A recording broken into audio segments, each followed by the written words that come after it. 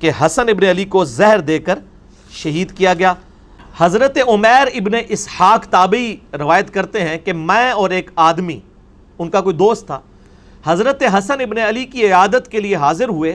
حسن ابن علی اس وقت اس آدمی سے کہنے لگے کہ مجھ سے پوچھ لو اس سے پہلے کہ تم مجھ سے کچھ پوچھ نہ سکو، یعنی میری موت کا وقت قریب ہے، کوئی علمی بات ڈسکس کرنی ہے تو مجھ سے کر لو۔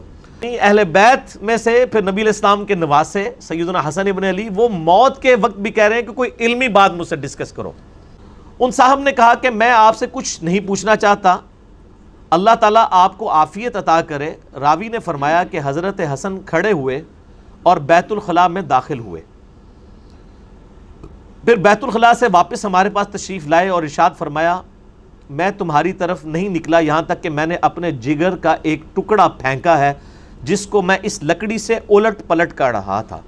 یعنی وہ ٹائلٹ گئے تو ان کو پیشاب کے اندر یا انہوں نے وامٹنگ کی، الٹی کے اندر ان کے جگر کے ٹکڑے کٹ کے نکلے، چونکہ بڑا سخت زہر دیا گیا تھا۔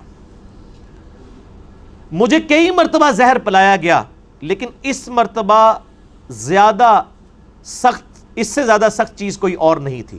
یعنی اللہ کی لعنت ہو ان لوگوں پر جنہوں نے حسن ابن علی کے ساتھ یہ ظلم کیا، حسین ابن علی کے ساتھ ظلم کیا، ان پہ اللہ کی لعنت، اللہ کے فرشتوں کی لعنت، تمام لعنت کرنے والوں کی لعنت، آمین۔ حضرت عمیر تابعی کہتے ہیں اگلے دن ہم صبح کے وقت دوبارہ عیادت کے لیے گئے تو وہ اس وقت جان کنی کی حالت میں تھے، یعنی وہ حالت نزع میں تھے۔ عمیر کہتے ہیں کہ حضرت حسین علیہ السلام ان کے پاس آئے، ان کے سر کے پاس بیٹھ گئے، یعنی حسن ابن علی نزع کے عالم میں لیٹے ہوئے ہیں اور ان کے چھوٹے بھائی حسین ابن علی وہ ان کے سرہانے آ کے پاس بیٹھ گئے اور فرمایا اے بھائی جان آپ کو زہر دینے والا کون ہے؟ تو حضرت حسن ابن علی نے فرمایا کیا تم اسے قتل کرنا چاہتے ہو؟ تو انہوں نے فرمایا جی ہاں۔ تو حضرت حسن نے فرمایا اگر وہ وہی ہے جس کے بارے میں میرا گمان ہے تو اللہ تعالیٰ اسے سخت سزا دینے والا ہے، اور اگر وہ بری ہے تو میں یہ پسند نہیں کرتا کہ ایک بری آدمی میری وجہ سے قتل کر دیا جائے۔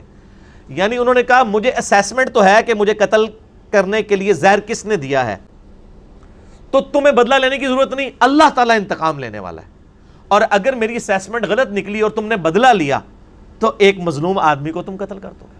آپ دیکھ لیں موت کے نزع کے عالم میں بھی انصاف کا دامن اہل بیت اپنے ہاتھوں سے نہیں جانے دیتے تھے۔